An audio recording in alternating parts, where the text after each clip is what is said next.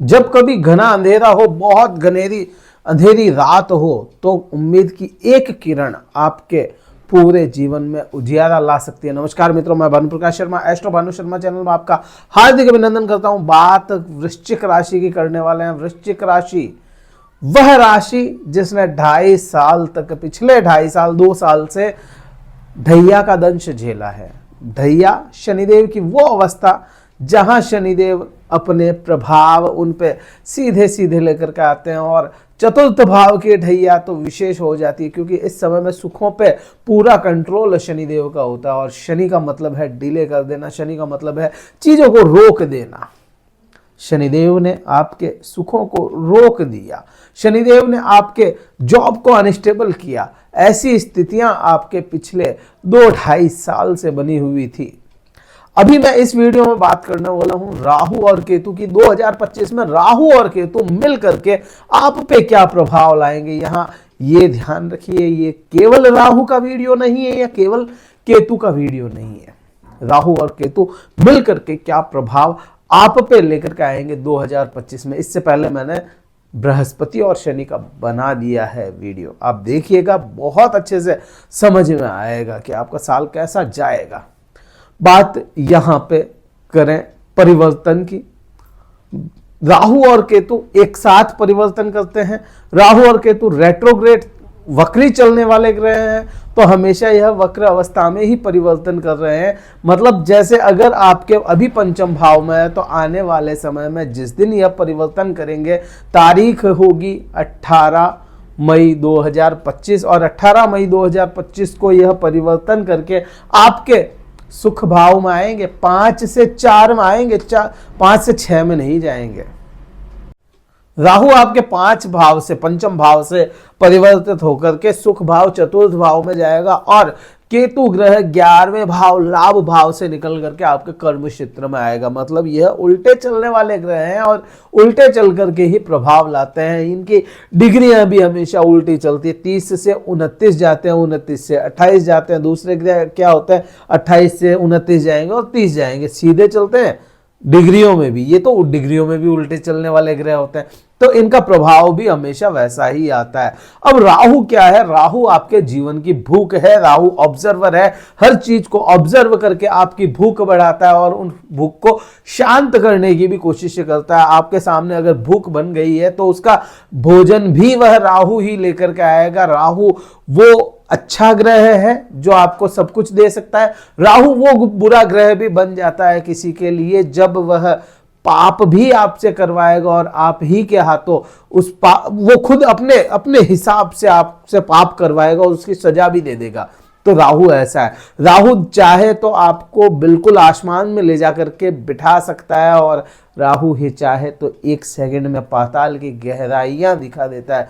मतलब राहु के पास में बहुत बहुत ज्यादा पोटेंशियल है। केतु भी ठीक उसी प्रकार है। केतु जो है आध्यात्म को रिप्रेजेंट करता है। केतु सूक्ष्मता को दर्शाता है। केतु आपकी सूक्ष्म से सूक्ष्म कोई चीज है उसको दर्शाता है। केतु आपको इस पूरे जीवन का ज्ञान देता है। केतु खुद के अंतर मन को झांकता है। ज्ञान का भूखा ग्रह केतु है। आपको मैंने एक चीज बोली केतु के बारे में कि सूक्ष्म है केतु। सूक्ष्म से सूक्ष्म चीज मिल करके जब खूब सारी सूक्ष्म चीजें मिल जाएगी, तो वो विस्तार होगा। वो विस्तार राहु है। तो कुल मिलाकर के आपके ये दोनों ही ग्रह परिवर्तन करने से पहले और बाद में क्या प्रभाव लाएंगे। परिवर्तन से पहले शुरुआती 6 महीनों की अगर बात करें, इस वीडियो को 3 डिवाइड करते हैं अपन। वीडियो बहुत लंबा होगा, देखना। शुरुआत के जो 3 महीने होंगे 29 मार्च तक की अगर बात करें, तो यह प्रभाव आप पे राहु क्या लेकर के आएगा। बाद में मैं केतु की बात करूंगा। तो शुरुआत के जो 3 महीने होंगे, यह आपको ऑब्जर्व करना सिखाएगा। जिन लोगों को प्रेम संबंधों की अगर बात करें, तो प्रेम संबंधों में समस्याएं आ रही थी, तो वह बरकरार रहनी है शुरुआती दिनों में। शुरुआती दिनों में आपको समस्याएं, जो शुरुआती दिन कौन से, 29 मार्च तक, प्रेम संबंधों में या शिक्षा या ज्ञान के लिए आपको बहुत ज़्यादा एफर्ट लगाना पड़ेगा। तो शुरुआत में ये चीज़ें आपके लिए बन रही। विद्यार्थियों को बहुत ज़्यादा मेहनत करनी पड़ेगी। यहाँ पे राहु क्यों मेहनत क्यों लग रही है? अब राहु तो चुटकियां बजा करके काम करने वाला लग रहा है, तो मेहनत क्यों? क्योंकि राहु जो है वह उत्तरा भाद्रपद नक्षत्र में है फिलहाल के समय में, और यह फेब महीने तक रहेगा, फरवरी मध्यम तक यह रहेगा, और बाद में दिन ही कितने बचे। और उत्तरा भाद्रपद नक्षत्र शनि का नक्षत्र है। शनि का व्यवहार क्या होता है? होल्ड करना। शनि का व्यवहार है मेहनत अधिक करवाना। तो यहाँ पे राहु भी मेहनत अधिक करवाता हुआ आपको नजर आएगा शुरुआत के 3 महीनों तक। तो यहाँ पे ये प्रभाव पूरे बनते हैं। इच्छाएं बहुत ज्यादा बन जाए आपके मन में आए कि ये काम हो जाना चाहिए, ये मेरा वो होना चाहिए, इच्छाएं बहुत अधिक बन जाएगी, लेकिन उसकी पूर्ति होना मुश्किल है शुरुआत के दिनों में। अब यहां से ही अगर दृष्टि संबंध के साथ साथ चलोगे तो यहां से राहु की जो 5वीं दृष्टि होगी वह होगी आपके भाग्य के ऊपर। भाग्य के लिए आपको बहुत अधिक मेहनत करनी पड़ सकती है, या भाग्य का भरपूर साथ ना मिल पाए। मैं बात कर रहा हूं भरपूर साथ ना मिल पाए, ये नहीं है कि साथ ही ना मिले, भरपूर साथ में कमी आपको देखने को मिलेगी। अब इसी राहु की जो 9वीं दृष्टि होगी वह आपके खुद की राशि पे या वृश्चिक राशि पे पड़ रही है। यहाँ पे आप पूरे कंफ्यूज होकर के रह जाएंगे। अभी शुरुआती दिनों में कंफ्यूजन की स्थिति बनी हुई रहेगी। अभी के समय में मेन प्रभाव कब आएगा? अब यहां पे आप देखेंगे कि शनिदेव भी परिवर्तन करेंगे ना 29 तारीख को, तो शनिदेव यहां पे इस स्थान पर आएंगे और राहु के साथ में हो जाएंगे। यह समय आप ये समझ लीजिए, ये समय भयंकर कंफ्यूजन वाला होगा, बड़ा कंफ्यूजन बना रहेगा हर चीज को लेकर के। ये हो रहा है, नहीं हो रहा है, कैसे होगा, कैसे नहीं होगा, कंफ्यूज रहेंगे इस समय में। तारीख कहां से कहां तक? 29 मार्च से लेकर के 18 मई तक आप बड़े कंफ्यूज रहने वाले हैं। यहां राहु और शनि दोनों ही आपको कंफ्यूज करते हुए नजर आएंगे। केतु भी बड़ी कंफ्यूजन की स्थिति में रहेगा। केतु भी अपने प्रभाव थोड़े से कम कर देगा, क्योंकि बृहस्पति इस केतु को समझा रहा है तुम इसे लाभ दिलाओ, लेकिन शनिदेव की जो दृष्टि होगी वह इसको समझाएगा लाभ दिलाने की जरूरत नहीं है, अभी तो ढैया से निकला है, अभी से कैसे इसको लाभ मिल सकते हैं। ये सारी स्थितियां इसको समझ आपको ऐसा रहेगा। तो अपने को मेन प्रभाव कब से आना शुरू हो जाएगा अगर देखें तो 18 मई के बाद में ये प्रभाव लाएंगे अच्छे। और अच्छे प्रभाव क्या लाएंगे? देखिए, राहु की फेवरेबल जो पोजीशंस मानी गई है वह मानी गई है 3री, 6ठी, 8वीं, 10वीं, 11वीं।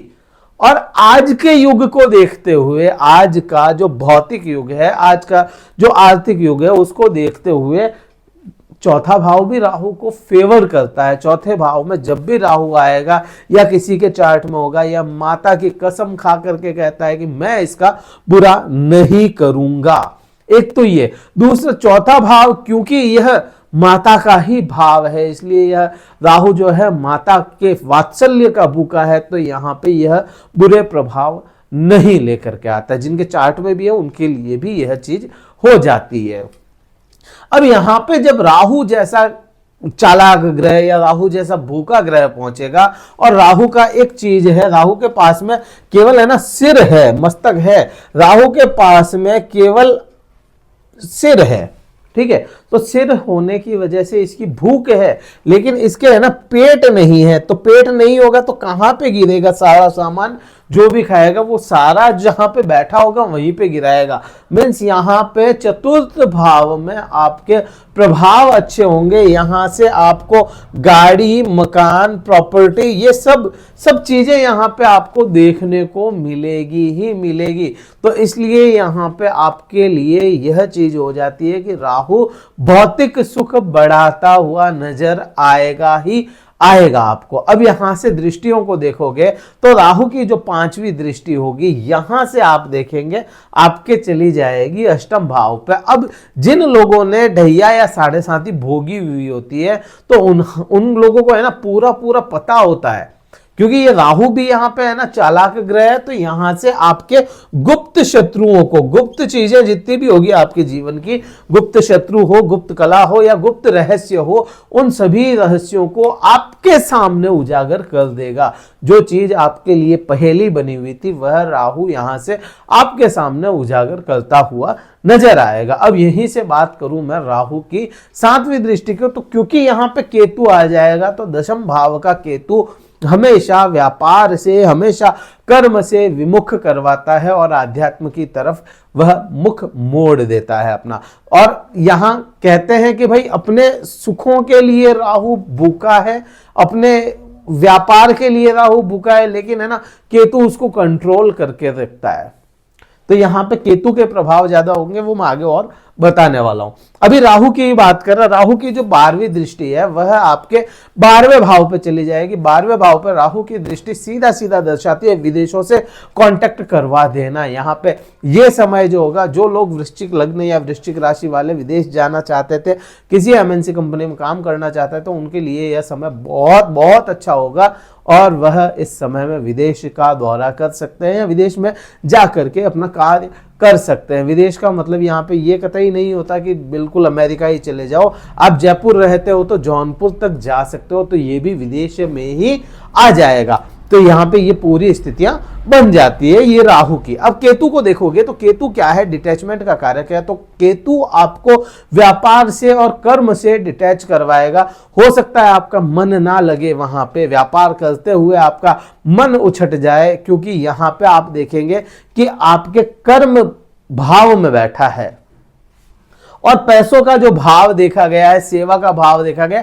वहां पे यह केतु देखने वाला है। तो यहां पे आपको वाणी में आपको है ना वाणी को बिल्कुल, क्योंकि ढैया से गुजर रहे हैं, ढैया से निकलेंगे, तो यहां आपकी वाणी को बिल्कुल है ना सीमित करने का काम यह कर देगा। यहां पे वाणी आपकी सीमित हो जाएगी, लेकिन ज्ञान निरंतर मिलता रहेगा। वाणी आपकी ज्ञान बरसाती रहेगी, क्योंकि बृहस्पति भी परिवर्तन कर जाएंगे और अपनी दृष्टि से आपके द्वितीय भाव को देखेंगे।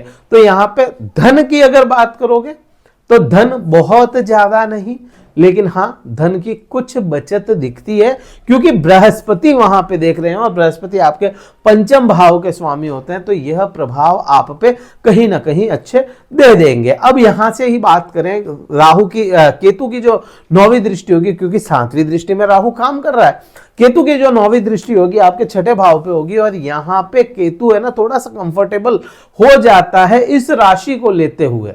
ये जो राशि है मेष राशि में केतु थोड़ा सा कंफर्टेबल होता है, क्योंकि मेष राशि में ही अश्विनी नक्षत्र जो है वह केतु का ही नक्षत्र आता है। तो यहां पर अगर दृष्टि डाल रहा है तो आपको सेवा भावी बनवा देगा। यहां देखिए करियर की मैंने बात की, व्यापार की मैंने बात की, लेकिन जॉब जो यहां से देखा जाता है, जॉब में आपको कहीं ना कहीं केतु थोड़ा सा सेटल करने का काम कर सकता है। तो यहाँ पे ये चीज बनती है। दूसरा शर्त इतनी है, केतु चाहता है सेवा करना, केतु चाहता है अपने परिवार से जुड़ना, केतु चाहता है अपने कुटुंब या अपने जो आपका पीढ़ियों से चलते हुए रिचुअल्स आ रहे हैं उनसे जुड़ना आपका केतु चाहता है, तो उससे जुड़ करके रहें। केतु चाहता है आप अपनी कुल देवी या कुल देवता से जुड़ करके रहें, तो आपका केतु बहुत अच्छे रिजल्ट दे देगा। अदरवाइज कर्म को बिगाड़ने का काम आपका कर सकता है। तो ये इस प्रकार से राहु और केतु दोनों का मैंने मिला जुला बताया। आने वाले समय में राहु का बताऊंगा और कैसे यहां पर भी आपको शुरुआत के दिनों में फायदा दे सकता है।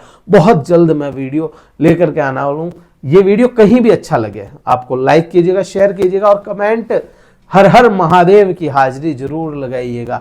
इस वीडियो में तो इतना ही था। अगर कुंडली विश्लेषण करवाना चाहते हैं, डिस्क्रिप्शन में कार्यालय का नंबर व्हाट्सएप द्वारा संपर्क कर सकते हैं। केवल व्हाट्सएप मैसेज करें और फिर अपना शुल्क पता करके अपना स्लॉट बुक करवा लें, फिर मैं बात करूंगा। इस वीडियो में तो इतना ही था। जय हिंद, वंदे मातरम, भारत माता की जय।